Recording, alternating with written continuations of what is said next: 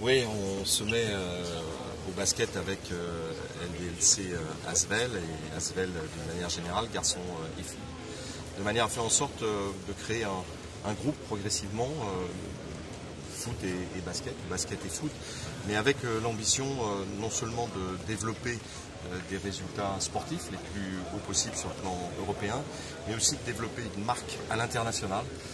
Le partenariat avec Tony va porter essentiellement sur les USA et aussi la Chine, puisque nous avons prévu un certain nombre de choses concrètes. Et donc associer en fait les compétences, l'enthousiasme, la jeunesse de Tony et l'expérience peut-être que je peux représenter au service d'un groupe qui a beaucoup d'ambition. Tony l'a rappelé tout à l'heure, en Europe bien sûr, mais aussi sur le plan international. La jeunesse de Tony Parker, vous l'évoquiez, sa notoriété aussi, ça doit ouvrir des marchés à l'Olympique Lyonnais. C'est ça l'idée en tout cas.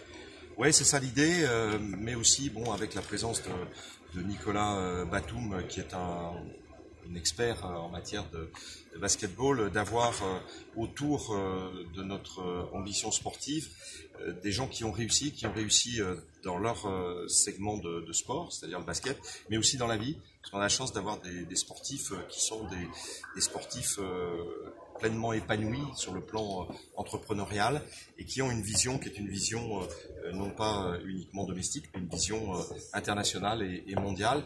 Et c'est ça qui nous intéresse aussi, au-delà de l'expérience du basket en France. Président, vous le disiez durant la conférence, cette idée de rapprochement, c'est aussi une façon de faire comme des très grandes puissances européennes. Vous citiez le Real Madrid, le Barça, on pense aussi aux clubs turcs, qui sont des clubs multisports.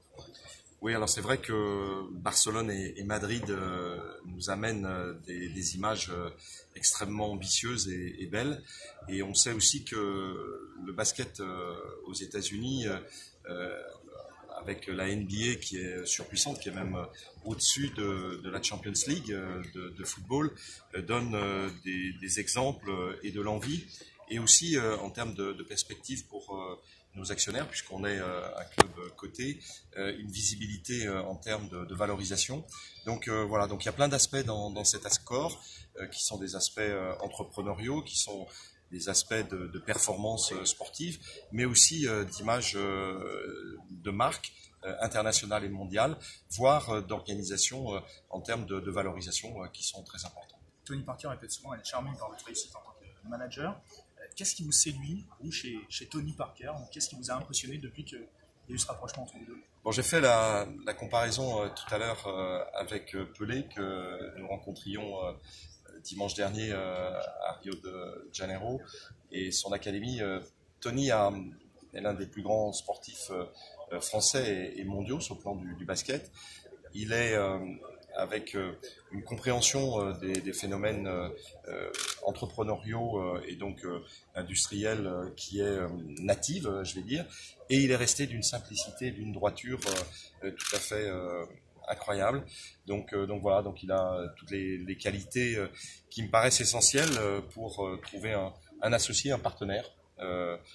Et le fait qu'il puisse s'intéresser aussi à l'OL et devenir notre ambassadeur aux USA, où on a des projets de développement de franchises américaines en matière de football féminin, ou en Chine, où nous avons un associé très puissant qui rêvait de voir Tony se rapprocher de l'OL. Voilà, ça donne une dimension qui est assez inégalée en termes de sportifs de notoriété mondiale, mais avec des caractéristiques d'entrepreneurs qui sont évidentes.